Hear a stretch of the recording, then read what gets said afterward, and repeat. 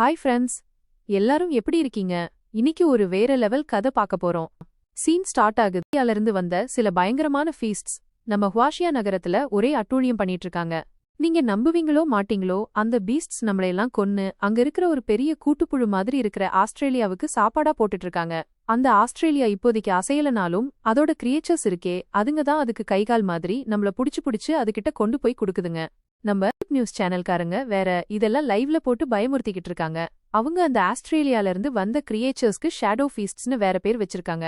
என்னென்னமோ டைப்ல இருக்குங்க அந்த ஷேடோ ஃபீஸ்ட்ஸ். வானத்துல பறக்கிற டிராகன் மாதிரி ஒண்ணு, தரையில அந்த ஆஸ்திரேலியாவை பாதுகாக்கிறதுக்குன்னு ஒரு கார்டியன் ஷேடோ ஃபீஸ்ட்ஸ், அப்புறம் நம்மளையெல்லாம் புடிச்சு சாப்பாடு கொண்டு போடுற ஒர்க்கர் ஷேடோ ஃபீஸ்ட்ஸ்னு ஒரே கூட்டம். இதையெல்லாம் பாக்குற நமக்கே பயமா இருக்குல்ல.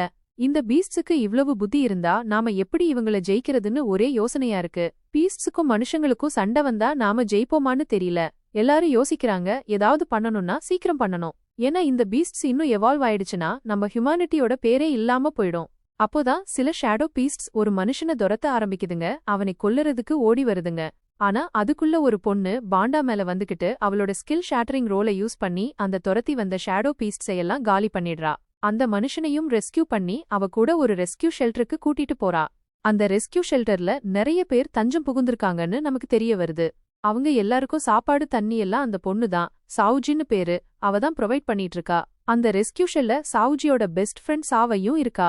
அவங்க ரெண்டு பேரும் பேசிக்கிறத வச்சு பாக்கும்போது அந்த ரெஸ்கியூ ஷெல்டர்ல இருக்கிற என்விரான்மெண்ட் கொஞ்சம் கொஞ்சமா மோசமாகிட்டு வருதுன்னு தெரியுது. இவ்ளோவருக்கு சாப்பாடு போடுறது சாதாரண விஷயம் இல்ல. சீக்கிரம் வெளியில இருந்து யாராவது வந்து நம்மள ரெஸ்கியூ பண்ணலன்னா பீஸ்ட்ஸ் கிட்ட இல்லாட்டியும் பசியில செத்துடுவோம் போல. அவங்க பேசிக்கிட்டு இருக்கும்போதே அந்த ரெஸ்கியூ சென்டரோட அலாரம் பயங்கரமா அடிக்குது. சாவுஜி வயசானவங்க, குழந்தைங்க எல்லாரையும் அங்கிருந்து போய் அண்டர் கிரவுண்ட் கேஸ்ல ஒளிஞ்சுக்க சொல்றா. அப்புறம் ஹட்டிக்கட்டி யங்ஸ்டர்ஸ் எல்லாம் வெப்பன்ஸ் எடுத்துக்கிட்டு அந்த ஷேடோ பீஸ்ட்ஸோட சண்டை போட அங்கேயே நிக்க சொல்றா. மனுஷங்க அந்த ஷேடோ பீஸ்ட்ஸ் மேல கண்ணால சுடுறாங்க, ஸ்வாட் ஸ்பியர்னு எல்லாத்தையும் வச்சு அட்டாக் பண்றாங்க. ஆனா அவங்க அட்டாக் பண்றதுல, புல்லட்ஸ் போடுறதுல அந்த ஷேடோ பீஸ்ட்ஸ்க்கு ஒன்னும் ஆகல. அதுங்க வேற நம்மளையே புடிச்சு சாப்பிடுதுங்க. அதனால வேற வழியில்லாம மிச்சம் இருந்தவங்க எல்லாரும் சைலண்டா அங்கிருந்து எஸ்கேப் ஆகுறாங்க. அவங்களுக்கு எஸ்கேப் ஆக சாவுஜி ஹெல்ப் பண்ணிட்டு இருக்கா. சாவுஜியோட பாண்டா சான்பவ் வேற ஹெல்ப் பண்ணிட்டு இருக்கு. அது ஏற்கனவே ரொம்ப இன்ஜோர்ட் ஆயிருக்கு. அந்த நிலையிலையும் மத்தவங்கள டிஃபெண்ட் பண்ணிட்டு இருக்கு. அதனால சாவுஜி அத நினைச்சு ரொம்ப கவலைப்படுறா. ஏன்னா அத லூஸ் பண்ண அவளுக்கு இஷ்டம் இல்ல. இன்னொரு பக்கம் சாவ் அவளோட கன்ஸ் வச்சு அந்த ஷேடோ பீஸ ஃபேஸ் பண்ணிட்டு இருக்கா. அவளுக்கு நல்லா தெரியும் அவளால அந்த ஷேடோ பீஸ்ஸ அதிகம் ஒன்னும் பண்ண முடியாதுன்னு. ஆனாலும் அவளோட பெஸ்ட் ஃப்ரெண்ட் பாண்டாவுக்காக அவ ஹார்ட் பண்ண விரும்பல. இப்போ சீன் ஷிஃப்ட் ஆகுது ஹுவாஷியா நகரத்துக்கு. அந்த நகரத்தோட அப்பர் சர்ஃபேஸ்ல பயங்கர ஃபாஸ்டா சில பெரக்ரீன் ஃபால்கன்ஸ் வருதுங்க. அதுங்க வந்தாலே ஜியூன்னு ஒருத்தன் வரப்போறான்னு அர்த்தம். அந்த ஜியூவும் ரொம்ப தூரத்துல இல்ல. அவனோட ஜைஜாண்டிக் சைத்தோட, அவனோட ஃபுல் ஃபோர்ஸோட, அவனோட ஃபீஸ்ட் ஆர்மியோட ஹுவாஷியா நகரத்தை நோக்கி வந்துகிட்டு இருக்கான். அவன் வர்ற ஸ்பீட்ல வழியில எர்த் குவேக்கே வந்துட்டு இருக்கு. அடுத்த சீன் ஃபெடரேஷன் ஹெட் குவார்ட்டர்ல. அங்க ரிப்போர்ட்ஸ் மேல ரிப்போர்ட்ஸ் வந்துகிட்டே இருக்கு. ரீசன்ட் ஈவெண்ட்ஸ பத்தி அவங்க அப்டேட்ஸ் கொண்டு வந்துகிட்டே இருக்காங்க. அந்த ரிப்போர்ட்ஸ்ல இருந்து அவங்க போட்ட பிளான் மோஷன்ல வந்துடுச்சுன்னு தெரியுது. ஆனா ஹெவி ஆர்மர் ஃபோர்ஸ் இன்னும் ஹுவாஷியா நகரத்துக்குள்ள போக முடியல. ஏன்னா ரோடு இன்னும் பிளாக் ஆயிருக்கு. ஆனா டிரான்சென்ட் லெவல் சூப்பர் ஹியூமன்ஸ் ஒரு டீம் மட்டும் எப்படியோ உள்ள என்ட்ரி ஆகிட்டாங்க. அவங்க பேசுறத வச்சு பாக்கும்போது யான் சிட்டில இருந்து சவுலிங்கும் ஒரு பெரிய ஃபோர்ஸோட ஹுவாஷியா நகரத்தை நோக்கி வந்துகிட்டு இருக்கான்னு தெரியுது. சவுலிங் மட்டும் இல்ல, பை எம்பரர் சிட்டில இருந்து வாங் ஹாவ் ஹுய் சிட்டில இருந்து இன்ஹென்னும் ஹுவாஷியா நகரத்தை நோக்கி வந்துகிட்டு இருக்காங்க. அவங்க எல்லாரும் நாளைக்குள்ள ஹுவாஷியா நகரத்தை ரீச் பண்ணிடுவாங்களாம். ஃபெடரேஷனுக்கு சூப்பர் நேச்சுரல் இன்வெஸ்டிகேஷன் பியூரோல இருந்து ஒரு மெசேஜ் வந்திருக்கு. ஹுவாஷியா நகரத்தை நோக்கி ஒரு பவர்ஃபுல்லான கிரியேச்சர் வந்துட்டு இருக்குதான். அதோட ஸ்பிரிச்சுவல் பவர் லெவல் 4 மில்லியனுக்கும் அதிகமாம். இப்போ சீன் மறுபடியும் ஹுவாஷியா நகரத்துக்கு மாறுது. அங்க டிராகன் டீமோட கேப்டன் அவனோட சூப்பர் ஹியூமன் சப்பார்டினேட்ஸோட ஆஸ்டலிட்டோட சண்டை போட வந்திருக்கான். ஆனா அவங்க டைரக்டா ஃபைட்ல குதிக்கல. ஒரு உயரமான கிளிஃப்ல இருந்து எல்லாரையும் அப்சர்வ் பண்றாங்க. அவங்க அப்சர்வேஷன்ல இருந்து ஆஸ்டலிட் இப்போ ரொம்ப வீக்கா இருக்குன்னு அவங்களுக்கு தெரியுது. அதனாலதான் தன்னை ப்ரொடெக்ட் பண்ணிக்க ஷேடோ ஃபீஸ்ட்ஸ ஸ்பேன் பண்ணியிருக்கு. அவங்க என்ன பண்ணாலும் சீக்கிரம் பண்ணணும். ஏன்னா அவங்க போட்ட பிளான்ல ஃபெயில் ஆயிட்டா ஹியூமன்ஸ் அனிகிலேட் ஆகுறது நிச்சயம். எல்லாத்தையும் மைண்ட்ல வச்சு அவங்க ஒரு பிளான் பண்றாங்க. அந்த பிளான் என்னன்னா, ஆஸ்டலிட்ட வெளியில இருந்து அடிக்காம உள்ள இருந்து அடிக்கிறது. பாம அதோட உள்ள கொண்டு போய் எக்ஸ்ப்ளோர் பண்றது. பிளான ஆக்டிவேட் பண்ணும்போது பைஜுன்னு ஒரு second transcendent level super human செத்தது மாதிரி நடிக்கிறான். அப்போ அந்த ஷேடோ பீஸ்ட்ஸ் அவனை ஆஸ்டலிட் கிட்ட கூட்டிட்டு போகும். அவன்கிட்ட போனதும் ஆஸ்டலிட் அவனை சாப்பிட ட்ரை பண்ணும். அப்போ பைஜு ஆஸ்டலிட்டோட மவுத்துக்குள்ள எக்ஸ்ப்ளோசிவ் பாம்ஸ தூக்கி போட்டுடுவான். அப்போ அவனோட மத்த டீம் மெம்பர்ஸ் ஷேடோ பீஸ்ட்ஸோட ஃபைட் பண்ணுவாங்க. டிஸ்ட்ரக்ஷனும் பிளான் பண்ண மாதிரி நடக்கும். ஆனா பைஜுவோட டீம்மேட்ஸ் புல்லட்ஸ் மழை மாதிரி பொழிய ஆரம்பிச்சதும் ஹாங்கின்னுக்கும் பைஜுக்கும் ஒரு கோல்டன் ஆப்பர்ச்சுனிட்டி கிடைக்குது. ஆனா அந்த டைம்ல ஹாங்கினால பாம்ப டெட்டோனேட் பண்ணவே முடியல. அது மட்டுமில்ல, அவன் ஷேடோ ஃபீஸ்ட்ஸ்க்கு சாப்பாடாயிடுறான். பிளான் கொலாப்ஸ் ஆயிடுச்சு. ஷேடோ ஃபீஸ்ட்ஸ் நாலா பக்கமும் ஸ்ப்ரெட் ஆயிடுச்சுங்க. அதுங்க பைஜுவையும் புடிச்சு சாப்பிட பிளான் பண்ணுதுங்க. ஆனா பைஜு எப்படியோ அவங்க பீடியில இருந்து எஸ்கேப் ஆயிடுறான். ஆனா அவன் அங்கிருந்து ஓடாம திரும்பி அந்த ஷேடோ பீஸ்ட்ஸோட ஃபைட் பண்ண ஆரம்பிக்கிறான். அப்போ கொஞ்சம் அட்பட்டா நடக்குது, நடக்கக்கூடாதது நடக்குது.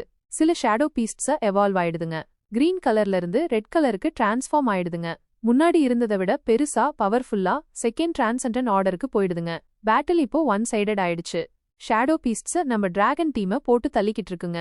இந்த சீன் இப்படி அன்ஃபோல்ட் ஆகுறத பார்த்துட்டு டிராகன் டீமோட கேப்டன் எல்லாத்தையும் தன் ஷோல்டர்ல எடுத்துக்கிறான். ஷேடோ ஃபீஸ்ட்ஸோட ஃபைட் பண்ணி சாகாம தப்பிச்சு அவன் ஹாங்கின் கையில இருந்து டெட்டோனேஷன் பட்டனை வாங்கிடுறான். அவன் அந்த டெட்டோனேஷன் பட்டனை கிளிக் பண்ணதும் ஒரு பயங்கரமான எக்ஸ்ப்ளோஷன் நடக்குது. அந்த எக்ஸ்ப்ளோஷன்ல ஆஸ்டலிட் மொத்தமா காலி ஆயிடுச்சுன்னு நினைச்சோம். ரெயின் ஆஃப் டெரர் முடிஞ்சு போச்சுன்னு நினைச்சோம். இறந்துட்டாங்க. இதுதான் அவங்க கடைசி நம்பிக்கையாவும் இருந்துச்சு. இந்த வெடி ஆஸ்டிட்டிய அழிச்சிடும், மனுஷங்களை இந்த கிரிட்டிக்கல் சிச்சுவேஷன்ல இருந்து காப்பாத்திடும்னு அவங்க நம்புனாங்க. அதனாலதான் அந்த வெடிச்ச சத்தத்தை கேட்டு டிராகன் டீம் கேப்டன் ரொம்ப சந்தோஷப்படுறாரு. அவங்க டீம்மேட்ஸ் இறந்தது வீண் போகல, கடைசியா ஆஸ்டிலிட்டிய அவங்க ஜெயிச்சிட்டாங்கன்னு அவர் மனசுக்குள்ள நினைச்சுக்கிறாரு. ஆனா அப்போ ஒன்னு நடக்குது பாருங்க. நம்ம கேப்டன் கொஞ்சம் கூட நினைச்சிருக்க மாட்டாரு. எவால்வான ஒரு ஷேடோ பீஸ்ட் நம்ம டிராகன் டீம் கேப்டன் கிட்ட வருது. வந்துட்டு சும்மா அட்டாக் பண்ணாம அப்படியே முட்டி போட்டு குனிஞ்சிருது. அப்போதான் நம்ம கேப்டனுக்கு ஏதோ பெருசா வரப்போகுதுன்னு தோணுது. பயங்கரமான ஒரு ஆரா ரிலீஸ் ஆகுது. இதெல்லாம் பார்த்து நம்ம கேப்டன் எல்லா நம்பிக்கை இழந்து அப்படியே உட்காந்து சாகிறதுக்காக வெயிட் பண்ணிட்டு இருக்காரு. அப்படியே அந்த ஆஸ்டிலிட்டி அவரை முழுசா விழுங்கிடுது. அவ்வளவுதான் முடிஞ்சு. சரி, அதே சிட்டிக்கு வெளியில ஆர்மர்டு ஃபோர்ஸ்லாம் வெயிட் பண்ணிட்டு இருக்காங்க. அடைச்சிருக்கிற ரோட்ல வெடி வெடிச்சுக்கிட்டே இருக்காங்க. திடீர்னு அந்த அடைச்ச ரோடு கிளியர் ஆயிடுது. ஆர்மர்டு ஃபோர்ஸ் போறதுக்கு ஒரு வழி கிடைச்சிடுது.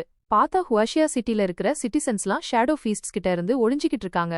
எலிப்பூனை விளையாட்டு மாதிரி போய்கிட்டு இருக்குது. அந்த சிட்டிசன்ஸ்ல சாவையும் சாவ்ஜியும் ஒரு சூப்பர் மார்க்கெட்ல ஒளிஞ்சிருக்காங்க. 2 நாளா அங்கதான் இருக்காங்களாம். சாப்பாடு தண்ணி எல்லாம் காலி. கதவு ஜன்னல் எல்லாம் மூடி வச்சிருந்தாலும் அவங்க ஸ்மெல்ல வச்சு ஷேடோ ஃபீஸ்ட்ஸ்லாம் வந்து அந்த சூப்பர் மார்க்கெட்டை சுத்தி வளைச்சிட்டாங்க. ஒளிஞ்சிருக்கிற சிட்டிசன்ஸால சண்டை போட முடியல. ஏன்னா அவங்க ஏற்கனவே சண்டை போட்டு ரொம்ப டயர்டா இருக்காங்க. அதுவும் இல்லாம அந்த பீஸ்ட்ஸ் ரொம்ப அதிகமா இருக்காங்க. அதனால அவங்களால முடியாம அப்படியே சரண்டர் ஆகுற ஸ்டேஜுக்கு வந்துட்டாங்க. எல்லாரும் இனிமே செத்துடுவோன்னு நினைச்ச டைம்ல திடீர்னு ஒரு பூமி அதிர்ச்சி வருது. தர பயங்கரமா குலுங்குது. அந்த சூப்பர் மார்க்கெட்ல இருந்த எல்லா ஷேடோ பீஸ்ட்ஸும் அலறி அடிச்சுட்டு வெளியில ஓடுறாங்க. மிஸ்டி மவுண்டன்ல இருக்கிற நிறைய மிருகங்களும் தெரிய ஆரம்பிக்குது.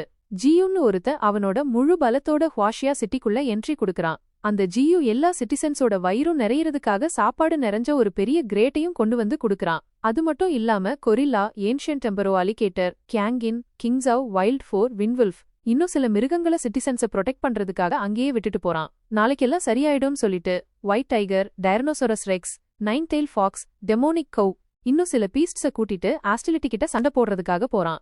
ஹுவாஷியா சிட்டில ஆஸ்டிலிட்டிக்கு ஜியூ வந்ததை உணர முடியுது. ஏன்னா ஜியூவோட ஸ்பிரிச்சுவல் ஆரா அவ்ளோ பவர்ஃபுல்லா இருந்துச்சு. ஆனா ஆஸ்டிலிட்டி ஜியூவை பார்த்து பயப்படல. மாறா ஜியூ எப்ப வருவான்னு வெயிட் பண்ணிட்டு இருந்துச்சு. ஜியூவை கொன்னுட்டு தன்னோட ஷேடோ பீஸ்ட்ஸ் எல்லாத்துக்கும் வயிறு நிரப்பணும்னு நினைச்சது. ஜியூவோட ஸ்பிரிச்சுவல் எனர்ஜியை வச்சு இன்னும் பவர்ஃபுல் ஆகணும்னு ஆசைப்பட்டுச்சு. ஒரு பக்கம் ஆஸ்டிலிட்டோட ஸ்பிரிச்சுவல் பவர் 13 மில்லியன் கிட்ட இருக்கும்போது ஜியூவோடது வெறும் 9 மில்லியன் தான் இருந்துச்சு. இப்போதைக்கு ஆஸ்டிலிட்டி கைதான் ஓங்கியிருக்கு. இந்த இன்சிடென்ட் இப்படி போய்கிட்டு இருக்கும்போது ஒரு நியூஸ் ரிப்போர்ட்டர் அவங்க கேமராமேனோட எல்லாத்தையும் ரெக்கார்ட் பண்ணிக்கிட்டு இருக்காங்க. லைவ் பிராட்காஸ்ட் போய்கிட்டு இருக்கு. ஆனா ஆஸ்டிலிட்டி எவால்வ் ஆன உடனே தன்னோட டெத் ஃபார்முக்கு வந்த உடனே மேக்னெட்டிக் வேவ் ஃப்ரீக்வன்சி காரணமா சிக்னல் ஜாம் ஆயிடுச்சு. லைவ் பிராட்காஸ்ட் நின்னுடுச்சு. ஆனா ஜியூ சிட்டிக்குள்ள என்ட்ரி கொடுத்த உடனே நெட்வொர்க் மறுபடியும் வந்துடுச்சு. ஜியூவுக்கும் ஆஸ்டிலிட்டிக்கும் நடுவுல நடக்க போற விஷயமெல்லாம் மாஸ் மீடியால பயங்கரமா பரவ ஆரம்பிச்சிடுச்சு. மல்டிமீடியா நெட்வொர்க்ஸ்லாம் பந்தயம் கூட கட்ட ஆரம்பிச்சுட்டாங்க. டெமோனிக் ட்ரீ மனுஷங்க பக்கம்னு பந்தயம் கட்டுறாங்க. ஏன்னா டெமோனிக் ட்ரீ தோத்துட்டா மனுஷங்க அழிஞ்சு போயிடுவாங்கன்னு எல்லாரும் பயப்படுறாங்க. இதெல்லாம் பார்த்துட்டு மக்கள் பயங்கரமா கத்த ஆரம்பிச்சிட்டாங்க. ஒரு சிலர் டெமோனிக் ட்ரீ எப்படி இவ்ளோ சீக்கிரம் மிஸ்டி மவுண்டன்ல இருந்து இவ்ளோ தூரம் வந்துச்சு, அது தன்னோட ஏரியாவை பெருசாக்கிட்டு வருதா, நாம எல்லாரும் உண்மையாவே சாக போறோமான்னு பேசிக்கிட்டு இருக்காங்க. இன்னும் சிலர் மந்திரம் பண்ண ஆரம்பிச்சுட்டாங்க.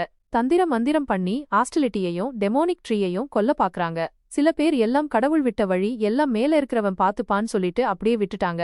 ஆனா ஃபெடரேஷனோட ஹெட் பயங்கர குழப்பத்துல இருக்காரு. ஏன்னா அவருக்கு ஒரு பக்கம் கிணறு, மறுபக்கம் பள்ளம் மாதிரி 2 பீஸ்டும் பயங்கர பவர்ஃபுல்லா இருக்கு. அவங்களுக்காக நியூக்ளியர் பாம் போட்டா கூட வேஸ்ட்.